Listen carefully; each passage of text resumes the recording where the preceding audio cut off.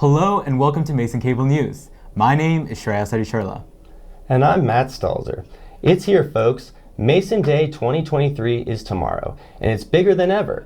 Yesterday, the Patriot Activities Council gave a tiny sneak peek of what to expect by throwing a preview event and giving out items in the SI to Go truck. MCN will be there tomorrow to cover the event and enjoy one of Mason's most loved traditions. Mason Day will take place at Lot A and Lot L from 3 p.m. to 10 p.m. Register at Mason 360. The APAC Night Market was last Friday at Mason Pond. The event had many Asian American vendors such as Rice Culture and Capital Musubi as they served up delicious foods. Also at the event were many Asian RSOs, tables, and talented student artists. The main headliner, Hojin, put on a great show, and the event was a major success and a beautiful celebration of Asian and Pacific Islander culture and heritage. And MCN was there to cover the event. So I think it's really important that everybody comes out here and try to learn a little bit about Asian culture, because there's so many cultures within Asia. See the different tables and kind of talk to other cultural organizations is really important. Since there's a lot of immigration to America, it's important to have people still be intact with the cultures from where they come from and everything. So even though we're not in Japan or anything, it's still important for us to experience the culture and still be able to kind of reflect that and show it to people here. Each RSO org has their friendliness in one way or another, and it's great to be able to showcase it here tonight. We share Japanese culture with the language, the style, the food, so sharing it with the community here at Mason. We are the GMU FCA. We're the GMU Filipino Culture Association. Our mission statement is to share the rich traditions of Filipinos and to facilitate the social and political growth within George Mason University and beyond. Our three pillars are culture, family, and diversity. This is GMU VSA, also known as George Mason University Vietnamese Student Association, and we're just a collective group of friends with an interest in Vietnamese culture. We're here with Chinese Cultural Club, or CCE, and the point of our organization is just to create a space for people interested in learning about Chinese culture, whether they're Chinese or not, to learn about the culture, the language, and other Chinese-related things that Mason has to offer.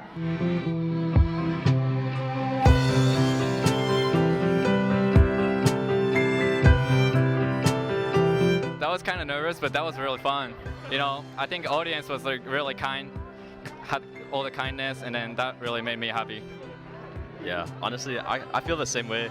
I was just pretty nervous, singing and everything. But I think it was fun in the end. Support Asian-owned businesses, support Asian-owned singers, support Asian-owned organizations. This Sunday is Mason Artist Alley, the biggest showcase of talented artists and illustrators that Mason has to offer. This year, there will be over 120 artists showing off their self-made merchandise, including prints, comic books, zines, stickers, and more. Head over to Dewberry Hall to get a peek of all the amazing artwork. Register at Mason 360. Now here's Colin with a weekly student government update. I'm Colin McCauley, current chair of University Services in the 43rd Student Senate. Here again to report the initiatives and the work of the student government for the week. To start, I'd love to talk about the farmers market. This is one of student government's keystone events that has been run by President Nguyen and Vice President Penting for a couple semesters now. It was very successful. It had many BIPOC local businesses and sustainability vendors to talk about their business, talk about their work, and to also sell merchandise and food to the students. Lots of people came out. It was in East Plaza and Wilkins Plaza, and it was a resounding success. So very happy for President Nguyen and Vice President Penting to have success in their final event within their term. The next event is the Sustainability Project Walk. I was working with our Undersecretary for Sustainability, Sebastian Silvestro, and the Sustainability Engagement Coordinator, Ben Auger, to organize a tour of all of the sustainability projects on campus, including the Piedmont Rain Garden, the Grove, the Innovation Food Forest, and it was very informative and very fun to be able to walk around with students, staff, and faculty and talk about different sustainability projects on campus and show how this university is looking towards the future. So that was a great success and a great pleasure. Next event that I'd like to talk about is the Brunch with Deans that happened this week. Multiple students from the student government on top of students alike went to meet with deans to talk about academic issues, just to get to know their deans. And it was great to see those connections being made, and it was great to see the student government be able to work with the deans, and we hope that partnership continues. Finally, there's the Stress Less Fest that's happening. Many organizations, including CAPS, Student Government, Mason Kindness, American Foundation for Suicide Prevention, working together to put on an event for students during finals to de-stress and to just kind of hang out while this hectic season continues. So while everyone's out there, make sure you can go check it out. It's out there today on Sub on Quad. So that was great to see, and the work of Nashok Shitvel and Zara Saimi to make that event happen. So finally, I'd like to inform you all that the 43rd Student Senate is coming to a close. The terms expire for anybody within the Student Senate and the Student Body President and Vice President tomorrow. They expire tomorrow at 4:30. And at 4:30 tomorrow, the 44th Student Government commences. The Student Body President and Vice President will be inaugurated. And then all the new student senators will take their oath of office. So it's very exciting to see this transition. And the student government's excited to get back to work as the 44th student government has high goals, high ambitions, and we look to really make a change at the university. So thanks for having me once again, and I'm happy to bring you the information from the student government.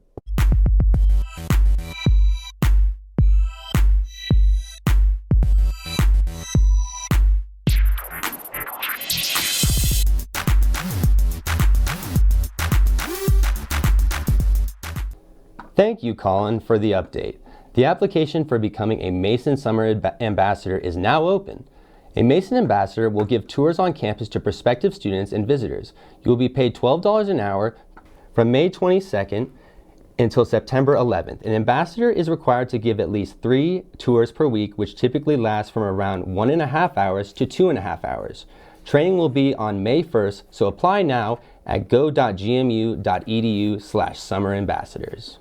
In sports this week, we start with the George Mason softball team, who walked off Georgetown in the 10th inning yesterday at the George Mason softball complex. The game came down to the line as it was 2-2 at the bottom of the 10th. Haley Tarmina drew a walk, and then Nicole Betchel, who was on a 0-1 count, hit the ball down the left field lane, allowing Tarmina to run across the bases and score the winning run in a 10-inning thriller. The Patriots will now travel to St. Louis to face the Billikens in a 3-game weekend series. It's a game against the second and third place teams in the A10 standings. In baseball this week, the Patriots beat Mount St. Mary's in a 3-1 win at Spuler Field. Mason never let go of their lead throughout the game, with junior center fielder Jordan Smith hitting a double to get the third run for Mason, sealing the game. The game marked the first collegiate start for freshman Logan Rumberg, who opens his college career with a win. The Patriots will return to A10 play with a 3-game series against Richmond, beginning on Friday at 3 p.m. at Spuler Field. In other news, Mason Track and Field Patriots will be heading to the Penn Relays today and will be competing through Sunday against top-level teams across the country. In last weekend's meet, Mason did quite well with Max Karen, Ashton King, Isaiah Carter, and Leandro Madison taking second in the 4x10 meter relay. Nadima Dew won the 800 meter run, and Kellyanne Downer won the 200 meter dash. Charlie Blundell earned silver in the 3K steeplechase, and Brett Byrne won silver in javelin throw. This all comes down to the A10 Outdoor Championships, which take place next week in Amherst, Massachusetts. George Mason is hosting the 2023 NCAA Men's Volleyball Championships, starting from this weekend through next Saturday at Eagle Bank Arena. It has been 33 years since Mason last hosted the NCAA Championships back in 1990, where the University of Southern California Trojans emerged champions. In the present day, however, the favorites are UCLA and Hawaii, who are seeded 1 and 2 respectively. The opening round will take place on Sunday, with Ohio State taking on King University at 6 p.m. The GMU Graduate and Professional Student Association, also known as GAPSA, is having its annual election, and voting is currently underway. Choose your student leaders to represent you now. Vote on Mason 360 by April 28th to get your voice heard. Shreyas will now give you the weather forecast for the upcoming week. Hello Patriots! Today started off quite nice with partly sunny skies and a high of 69. Expect a slight chance of rain tomorrow with a low of 55. Friday will be rainy with a high of 58 and a low of 54. On Saturday, rain is also likely throughout the day and the night with a high of 72 and a low of 53. Sunday will bring a third straight day of rain with a high of near 73 and a low of 49. Monday will be mostly sunny and a high of 64 and the low around 44. Tuesday will be mostly sunny with a 30% chance of showers with a high of 61 and a low of 44. Finally, Wednesday will be partly cloudy and a high of near 62 and a low of 39. Now, back to the news. In continuation with our Glenn Youngkin coverage that we've done every week, we've reached out to college Republicans for their take on the matter, but sadly our interview had to be rescheduled. But we hope to sit down with them in a future show.